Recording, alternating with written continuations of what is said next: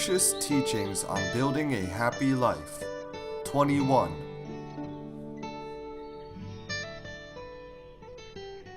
Guidelines for being a good person.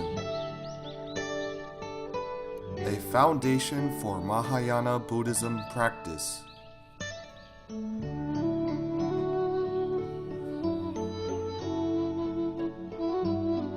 Validated by Master Jing Kong. Speaker, Teacher Cai Li Xu.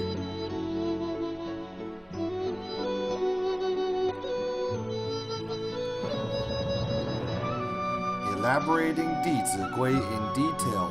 21. Hello, my friends. Good evening. In the morning, we mentioned the proper ways of receiving guests and giving greetings, as well as the etiquette of sending off guests. On the part of receiving guests, there is another etiquette which also cannot be ignored. That is the etiquette for answering the telephone. Let's see if children today know how to respond to phone calls. I once made a phone call to a friend, and it was answered by his son. I said, "Is your father at home?" He replied, "No." I asked, "Where has he gone to?" He said, "I don't know." Then he just hung up the phone. So if children don't even know the proper way to answer the phone, other than being disrespectful, they have also brought shame to their family. So we must also teach children the etiquette for answering phone calls. In this regard, we have to let children practice answering the phone. Let's say I pick up the phone and introduce myself. "Hello, I'm Cai Li Xu." Tell them who you are. "May I know who you are looking for?" Suppose I ask, "Is your father at home?" If his father is around, he should say, "Please wait a moment." Then he should go and get his father to answer the phone. If his father is not at home, children must know how to handle it. He can then ask the caller, "I'm sorry, my dad isn't around." "May I know who's calling? Is there any message you need me to convey to my dad?"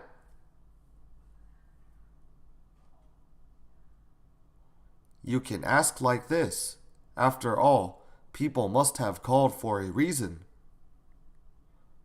We must ask clearly so that people don't make the call in vain. You can also ask the other party, "Do you have anything urgent?" If it is something urgent, you can give him your father's mobile number. If children know how to deal with phone calls since young, their ability in dealing with tasks will keep improving. There is one last action in making phone calls. After talking to an elder on the phone, you must wait for him to hang up first. Only then can you do so. Because the elder may have something more to say. If we hang up immediately, the line is already cut off before he can say anything. So this action also reflects our constant respect for elders.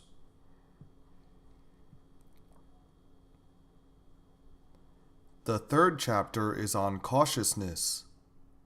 We must be prudent with our speech and behavior, because one single statement can cause a nation to prosper or perish.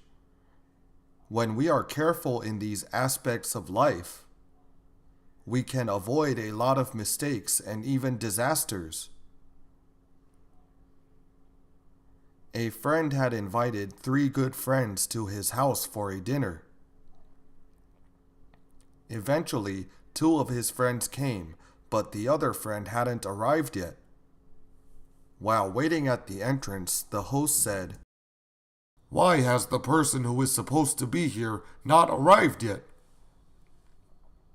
One of the friends sitting in the house started thinking,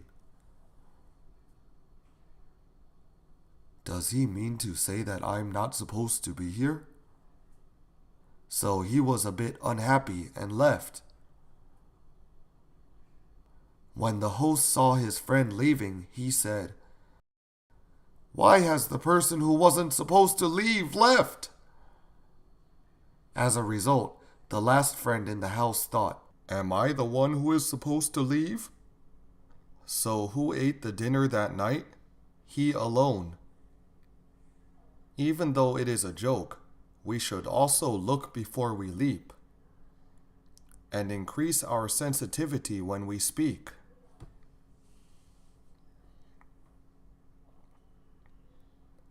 We must be highly alert as to whether our words will hurt others' feelings.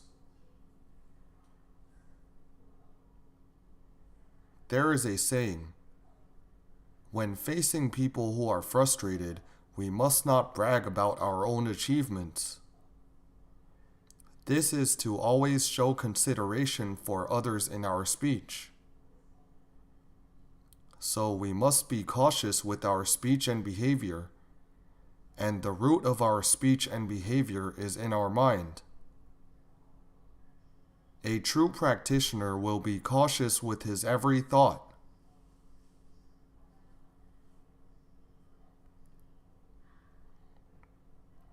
When he can mindfully watch his thoughts, his speech and behavior would not be too deviated.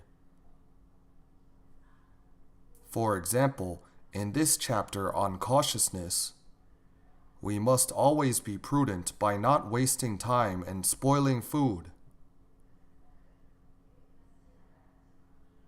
As soon as thoughts of extravagance, greed, laziness, or disrespect arise, we must quickly subdue them.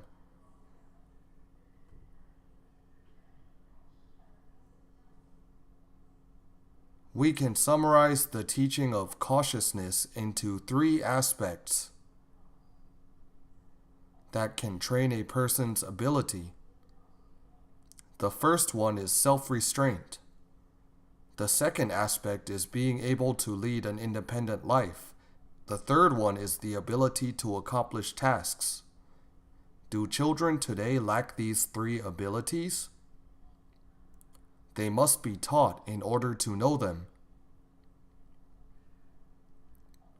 We have also mentioned previously that there was a 7-year-old child in Shantou who had learned 弟子规 for 1 to 2 months. The teacher thought of letting the students share their feelings and progress from their recent learning. So she invited the parents to come and listen. The first sentence that the child said on stage was, only after learning 弟子规 did I know that we as humans must be filial to our parents. Is this sentence insightful? The key word is must be. We adults often say that children are already grown up and they should be aware of this. The word should needs further discussion. Since the teachings of ancient Chinese saints and sages have been neglected for generations, we must not blame children for their misbehavior in the first place. The elders must first reflect whether they taught the children properly, and it isn't verbal teaching that counts. More importantly, we must lead them by example. The 7-year-old child then continued, before I learned 弟子规, I had been thinking of ways to murder my parents every day. These words came from a 7-year-old child. His mother, sitting there, was suddenly dumbstruck. She definitely couldn't believe that her son had actually intended to kill his own parents. My friends, Do we know what is in children's minds? Do we know what they are doing and saying every day? Do we know? When we have no idea what they are thinking, how can we teach them properly?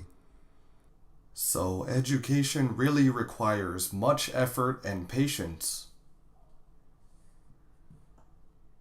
We must spend more time to understand and care for our children. Only then will they slowly follow the social decorum. Why did a 7-year-old child want to kill his parents? Because the parent-child relationship wasn't close. If they were close enough, would it be possible for the child to harbor such ill thoughts? Why are parents and children today not close to each other? What is the reason? His parents had been working so hard to earn a living that they didn't have time to spend with him. Whom was he closer to? He was closer to his tutor and maid. How about his mother? For vanity's sake, his parents sent him to many extracurricular classes, so he became more and more annoyed and bored. Were his parents aware of his feelings? Perhaps not. We must really exert some effort to understand a child's emotions, thoughts, and perspectives.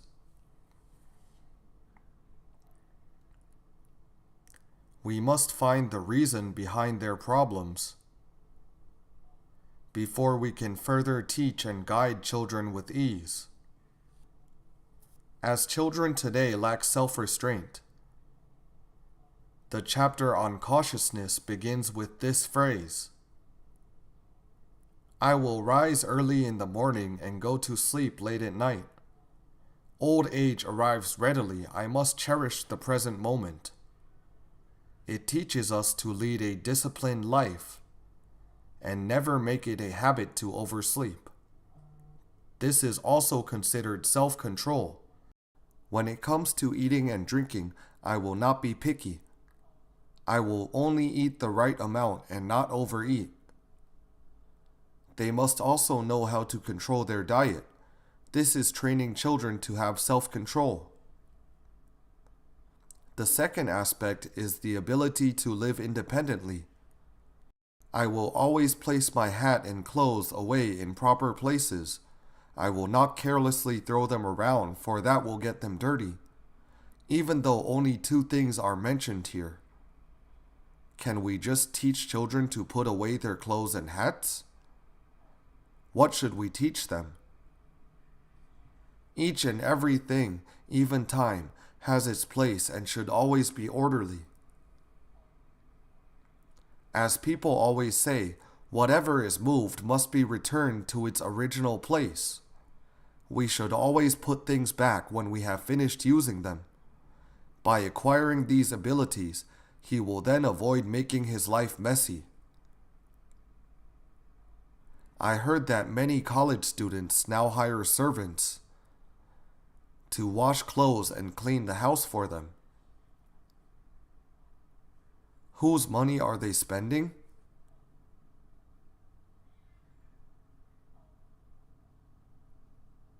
Their parents.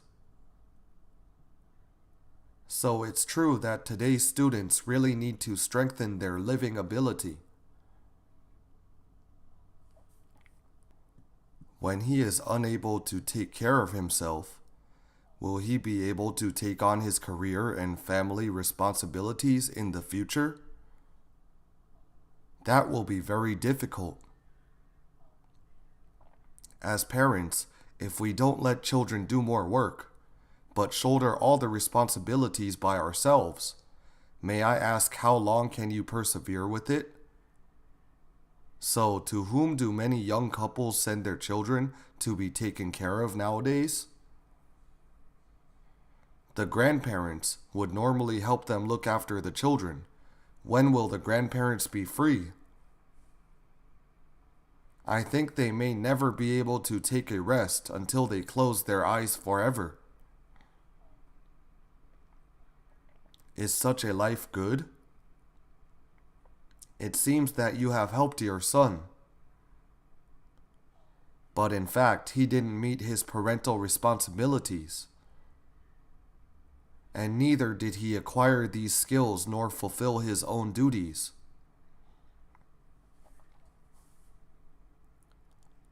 We should revert these tasks and duties to our children, so that their lives would be fulfilling, guiltless, and complete. The third ability is being able to accomplish tasks, so it is stated that I must avoid doing things in a hurry, as acting in haste will lead to many mistakes. And I must neither be afraid of difficulty nor be perfunctory. I must not agree to do something inappropriate. If I do, I will put myself into a dilemma. These are all abilities for dealing with matters. So in this part on cautiousness, these several aspects can improve children's abilities. We will discuss them sentence by sentence. I will rise early in the morning and go to sleep late at night. Old age arrives readily. I must cherish the present moment. When I get up in the morning, I will wash my face and brush my teeth. After using the toilet, I will always wash my hands. Talking about time, the Chinese sages value time the most. The most familiar saying is, "An inch of time is as precious as an inch of gold, but an inch of gold cannot buy an inch of time." While saying this, do you have such a feeling? Do you feel so? Yes.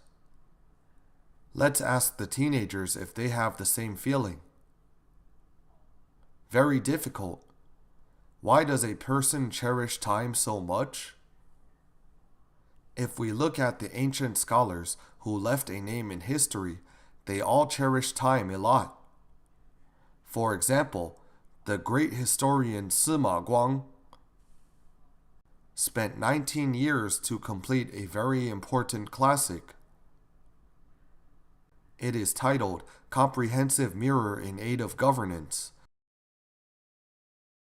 Being afraid that he would oversleep, he made a round pillow out of wood. What is it like sleeping on a round pillow? If you slightly turn your body, your head would slide down. So once he woke up, already having taken some rest, he would immediately continue his work. Owing to such an attitude and spirit, he wholeheartedly completed this masterpiece. What motivated him to do more work and sleep less?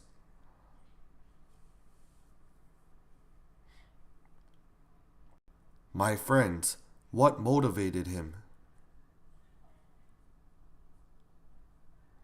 The drive to benefit the nation and future generations.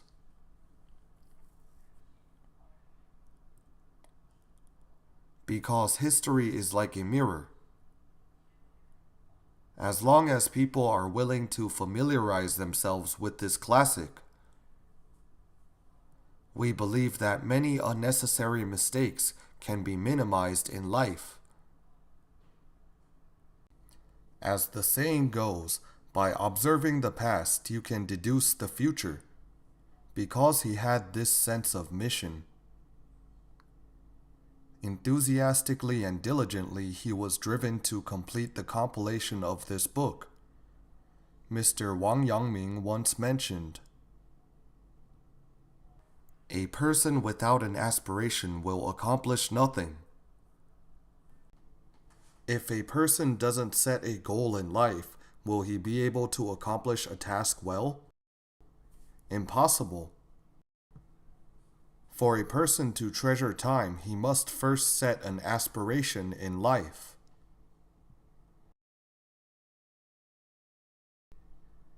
Life is short. We must utilize this short-lived life wisely, so that we can honor our parents' profound kindness and be worthy of our siblings' care.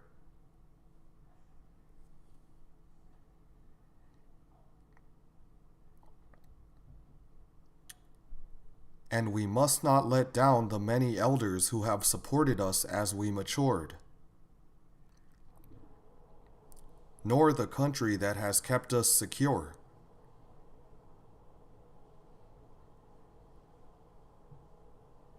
When a person can constantly imprint these kindnesses in his mind, he will make the best effort to serve his parents with filial respect, to love and take care of his siblings, and will further contribute to society. So, for a person to cherish time, he must first begin with respecting others.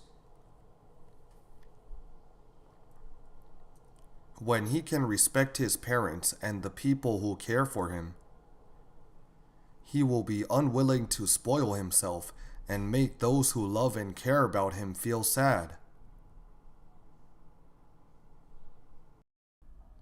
When a person knows how to fulfill his duties and missions in life, he will also quickly move forward without anyone pushing him.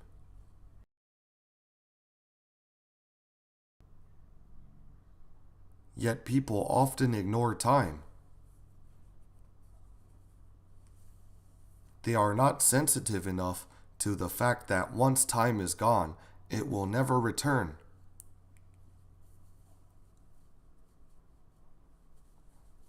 A wise man once said, "From the time a person is born, there is only one thing which never stops." What is it?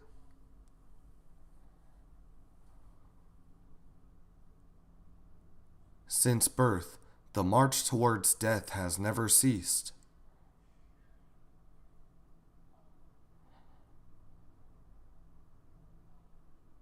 We have just finished celebrating the new year.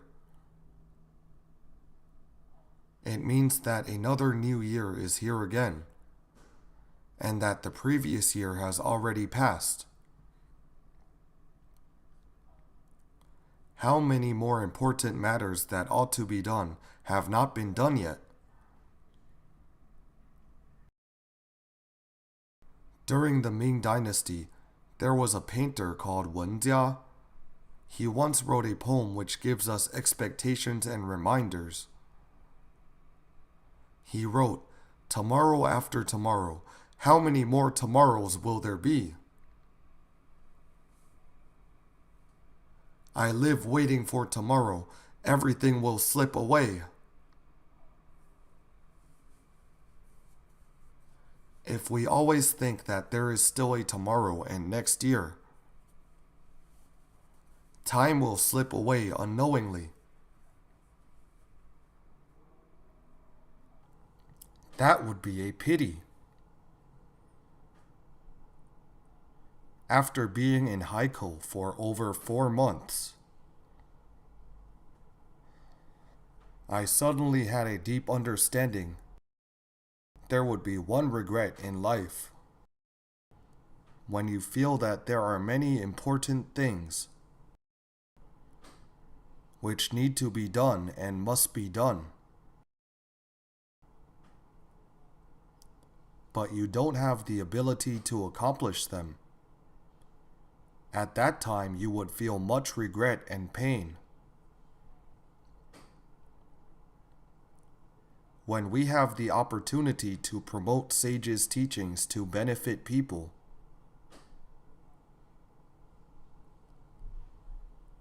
yet we did not make good use of our time and consequently limited our ability to help out,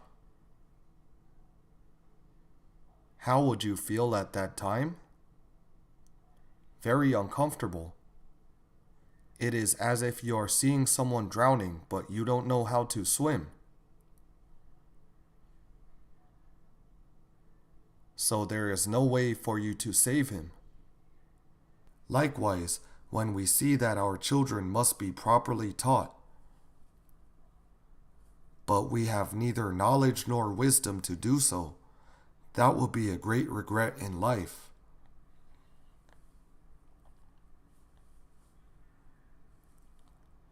In order to not let our lives have such regrets, we must quickly and vigorously grow our wisdom.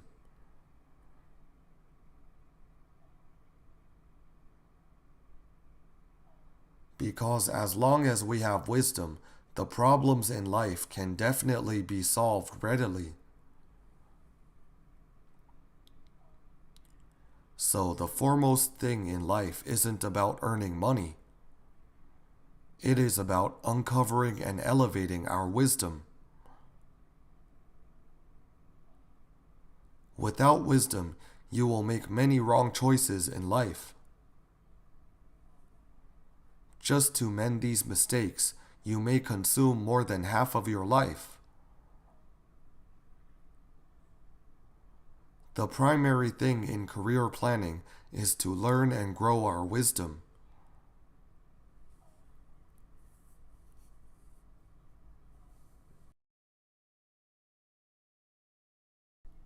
Will a person who has graduated from college work harder than when he was a student?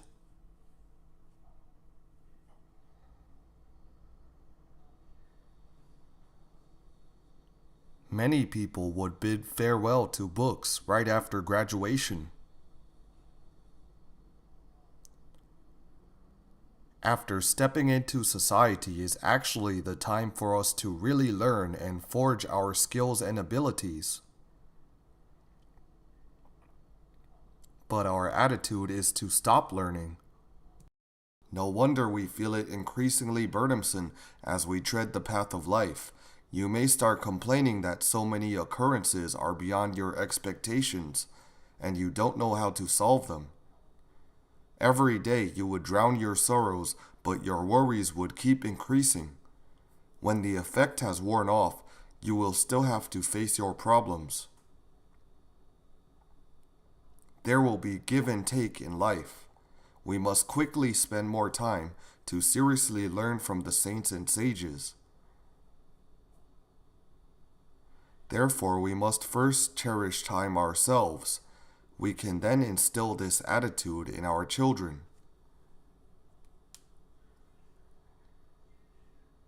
There was one parent with a child who disliked studying and always goofed around.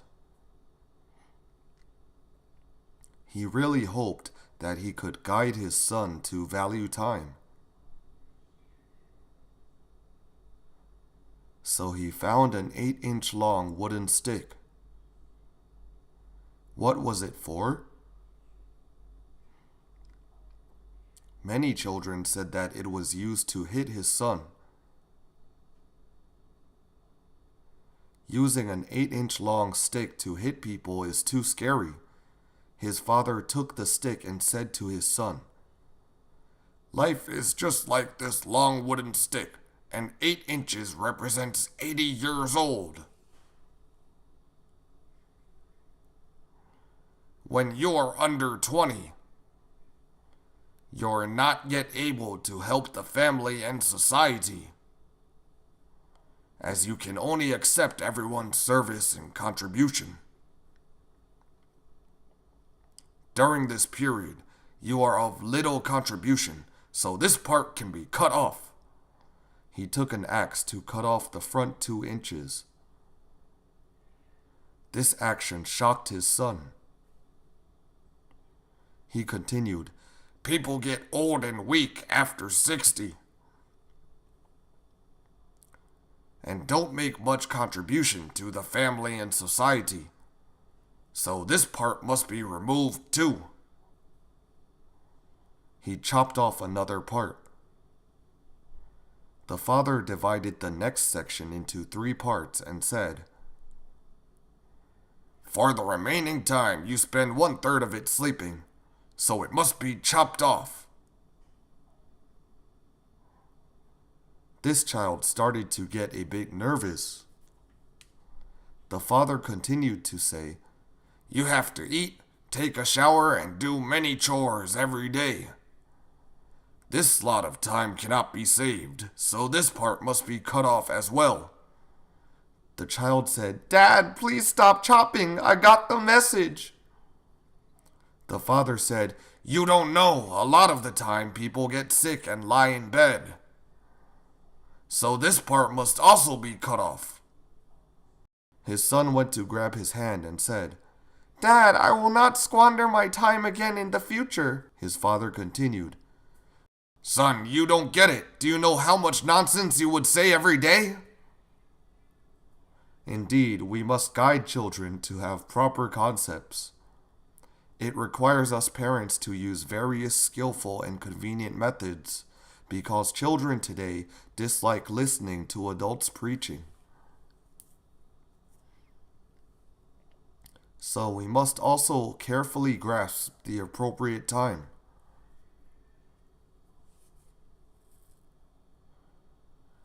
Also, there was a mother whose child was in the 1st grade.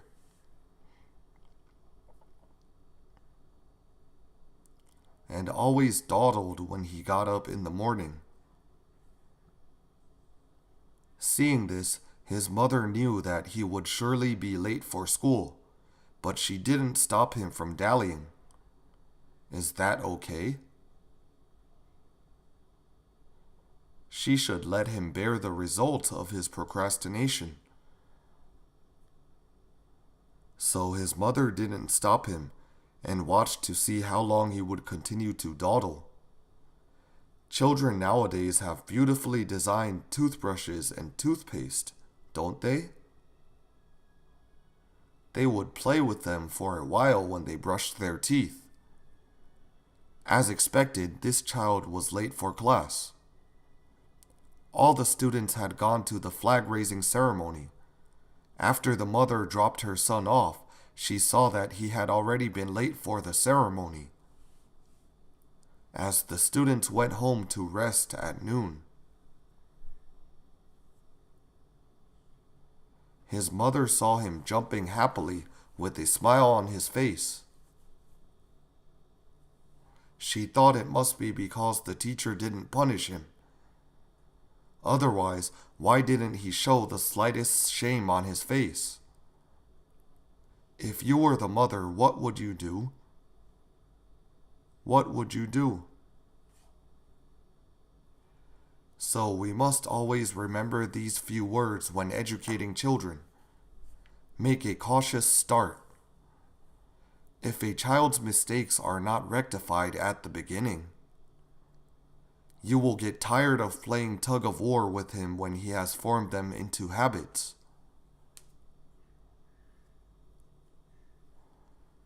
This mother took the initiative to give his homeroom teacher a call. She began by telling the teacher, "My son was late for school today." The teacher said, "Oh, that's okay. I am aware of it." The mother said, "How could that be all right?" Then the homeroom teacher replied, "The reason I said it's okay is because I thought you were going to explain on your son's behalf why he was late." From the teacher's response, it can be seen that when children make mistakes now, who is helping them cover up the mistakes? This is harming the child. Then the mother said to the teacher that being late is a great matter and requested him to discipline her son strictly in the afternoon. The teacher burst out laughing and said that it was rare now to have a mother requesting a teacher to criticize and exhort her child. So what happens if you dote on the child? You are putting him at a disadvantage. When this little boy came home in the afternoon, what kind of appearance did he have? Not so good. When he entered the house, he went to get the alarm clock he had bought. The clock had finally come in useful. He was very nervous and immediately set the clock for 6:30. Then he felt more at ease and placed the clock there. His mother saw it and laughed. She quickly went over and said, "Setting the alarm for 6:30 will make it ring during dinner." The child was thinking that by setting the clock for 6:30, it would wake him up the next day. It never crossed his mind that there are 24 hours a day. There are 2 6:30s in a day. When his mother told him, he suddenly realized that it was true. He should only set the clock after dinner. This mother didn't scold her son. She only grasped the right time to teach him. Since then, the child has brought his alarm clock with him wherever he goes. After developing that good habit, he has neither been late for school nor lazed in bed. So, to educate children, we must always grasp these important timings.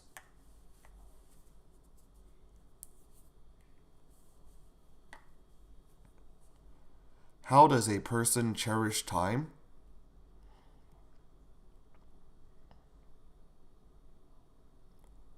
From the stories that I just told you, we must first let children set an aspiration.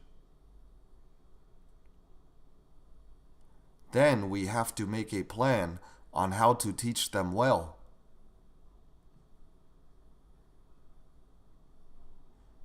Just like we set short, medium, and long-term career goals. Only then will we know how to move forward and how to use our time wisely. Next, we also have to minimize irrelevant speech.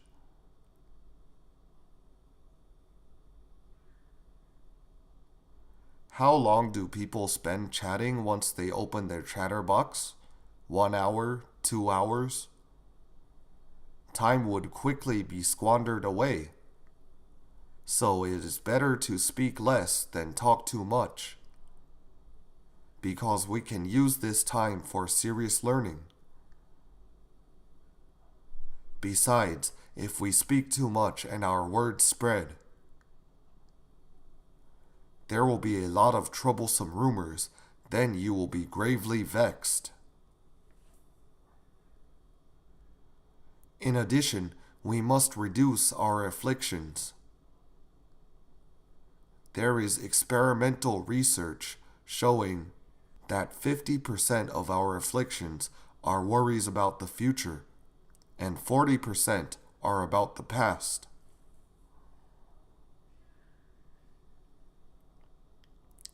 Only 10% of worries come from the present moment.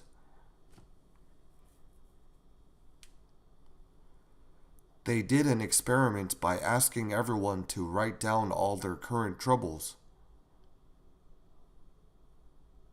and put them in a drawer. A week later, they returned to the class. They were asked to take out all their worries from the previous week. After taking a look, 90% were found to be unnecessary. Then they were asked to put it back in the drawer. 2 weeks later, they took it out again, and what was the result? All the worries were needless. So there is a Chinese idiom which goes, "The man of tea worries the sky might fall." Worrying too much will use up a lot of our time and money. So what we need to put considerable effort into is to grow our wisdom and make correct choices. Then we will make less mistakes in life. We must never reduce time spent learning.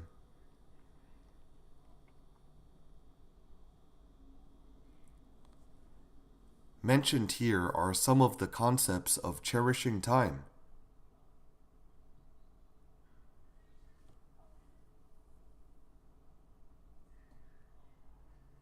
Let's look at the next verse. When I get up in the morning, I will wash my face and brush my teeth.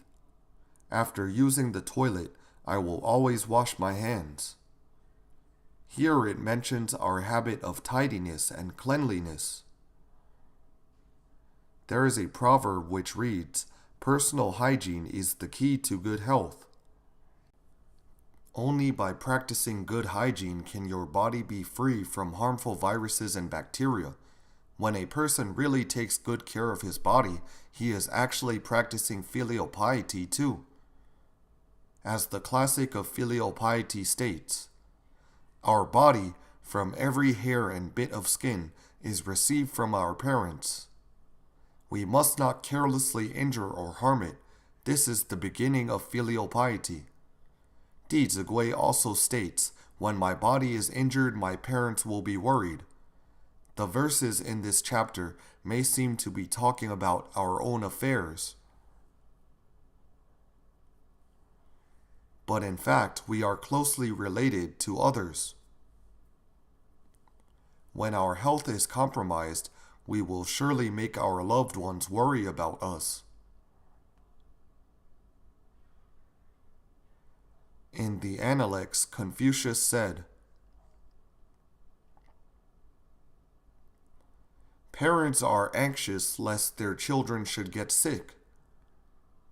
Parents' biggest worry is simply their children taking ill." The word illness here can be regarded as falling sick and bad habits.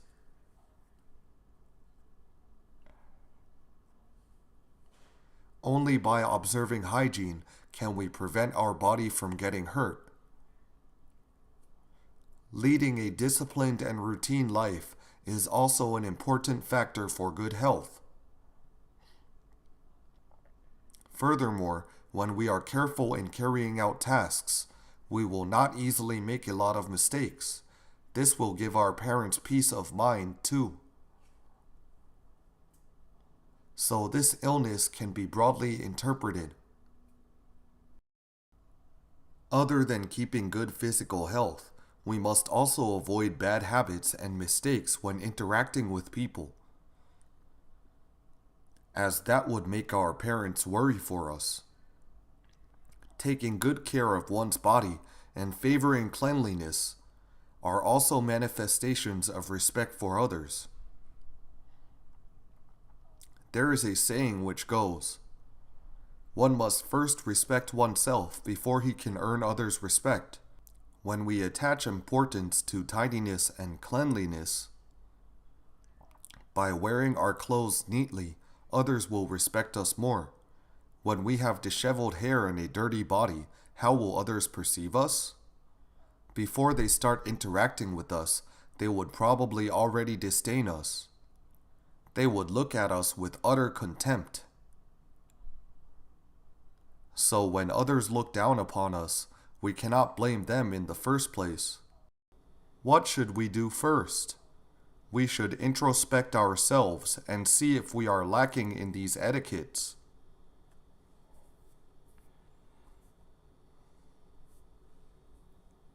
When I get up in the morning, I will wash my face and brush my teeth. This is to maintain our oral hygiene. As people are engaged in a lot of verbal conversation every day, we must pay attention to this. If children don't brush their teeth, they will have bad breath. When they go to school, what will happen to their interpersonal relationships? They will be greatly affected.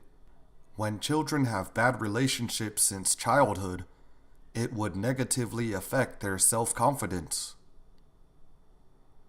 In our experience, we have found that very dirty children are always rejected by all the classmates.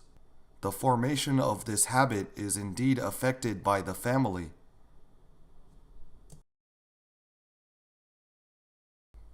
Moreover, if we adults have bad breath, it will also influence our interpersonal relationships.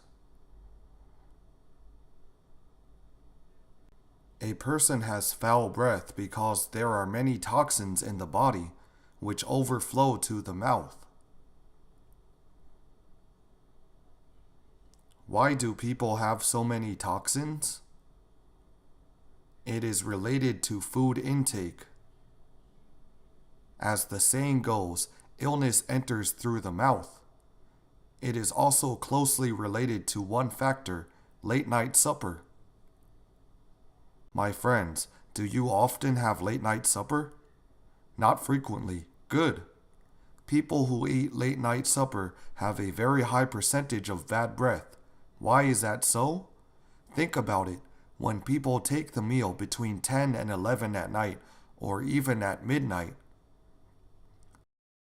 especially if they eat seafood or plenty of meat and go to sleep 1 or 2 hours after eating, what will happen? As we all know, only 2 organs would continue functioning once they lie down. Which 2? The heart. If this organ stops beating, it would be trouble. And breathing will continue. Other internal organs would tell you that they will stop functioning to take a rest, and will only continue working tomorrow. Since the stomach has stopped digesting food, what would happen to the meat that you just ate? It would turn sour and give off a foul smell. Since there is gastric acid inside the stomach, the food will get spoiled easily.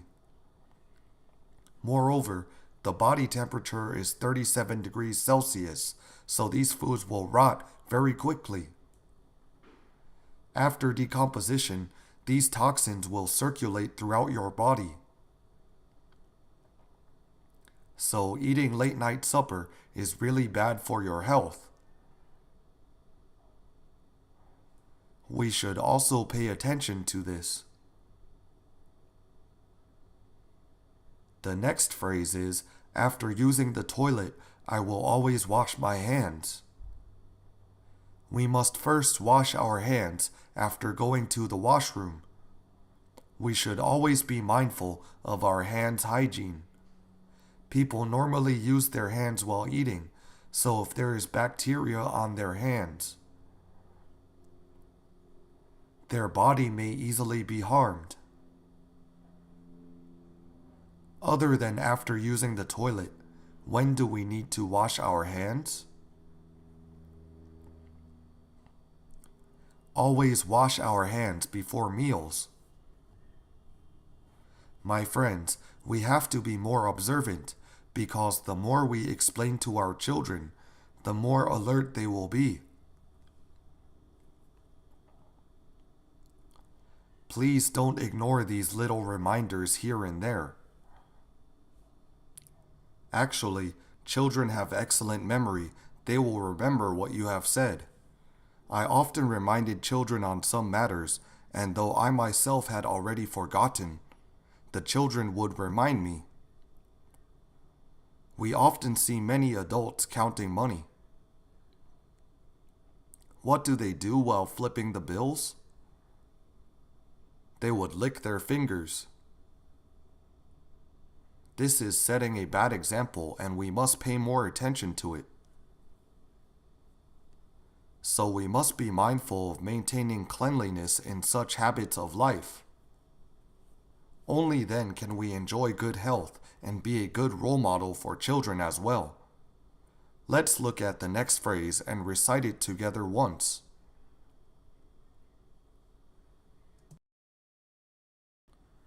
I must wear my hat straight and make sure to button my clothes. My socks and shoes should also be worn neatly and correctly. I will always place my hat and clothes away in proper places. I will not carelessly throw them around, for that will get them dirty. I must wear my hat straight and make sure to button my clothes. My socks and shoes should also be worn neatly and correctly. It is mentioned here that a person's grooming has to be dignified. If today I am giving my lecture here and I didn't fasten 2 buttons in front, How would you feel when you see it? Maybe half of the audience would have left the room. He can't even dress properly. How is he qualified to teach? So the ancient people attached considerable importance to grooming. They always reminded themselves to wear their clothes straight in 3 areas. Firstly, their hats must be straight. Secondly, their belts must be buckled straight. Thirdly, their shoelaces must be tied straight. So they would often check if their hats had become tilted. Then they would examine if their trousers were properly fastened. Otherwise, it would be embarrassing if they slid down.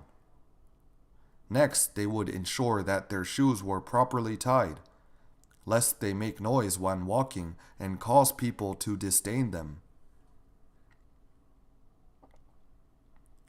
Once I was rushing to class because the time was quite tight. In Haikou, there is a mode of transportation called motorcycle taxi. Have you heard of it? It's like a taxi, but it is a motorcycle. Many people would carry a passenger on their motorcycle. I quickly called a motorcycle taxi and rushed to the lecture venue. Upon arrival, I went straight to give the lecture, and I was right on time, not late. After finishing, I went to the bathroom. When I glanced in the mirror, I saw my hair was sticking up. Because when I was riding on the motorcycle, the wind kept blowing on me. I had been talking on stage for 2 hours, but nobody told me about my hair. When I came out, I said to the teachers of our center, "Why didn't you tell me? It made me embarrassed for 2 hours." So we must always be cautious with our appearance. Then such embarrassment would not occur. During the spring and autumn period, there was a minister called Zhao Xuanzi. He was a great minister of the state of Jin. At that time, Duke Ling of Jin was the ruler of the state. As the duke was still young, he didn't know how to love his people and refused to listen to others' advice. Zhao Xuanzi was a very loyal person. He often gave frank advice to his monarch without qualms.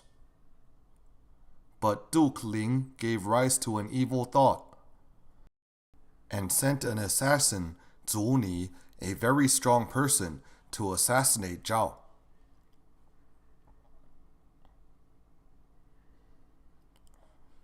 Morning court was always held early, so Zhu Ni went to Zhao Xuanzi's house very early in the morning. As Zhao rose very early, he was already neatly wearing his court uniform.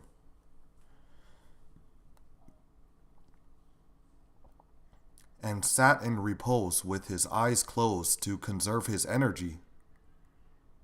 When seeing his dignified appearance and manner, Zhu Ni was deeply touched.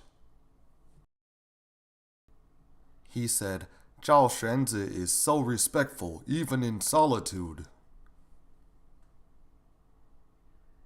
In the presence of other people, he surely handles the state's affairs very seriously. He would certainly treat people with profound modesty and respect." So he said, "Such a person must be the country's pillar and the people's master. I can't kill him. If I were to kill him, I would not be loyal anymore. But it was the Duke's instruction. It would be a breach of credibility if he didn't perform the killing. So he committed suicide by hitting his head against a locust tree."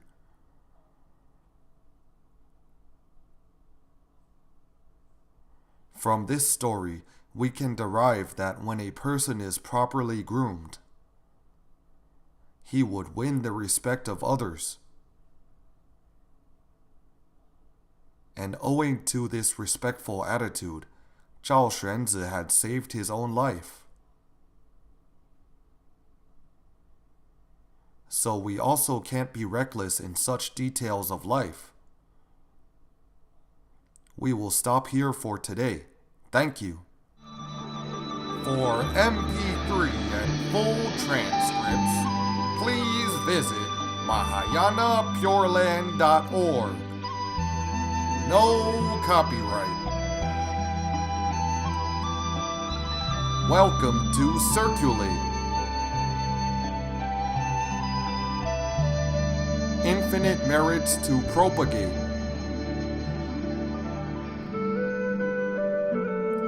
Filial to parents, respect to teachers. See you again.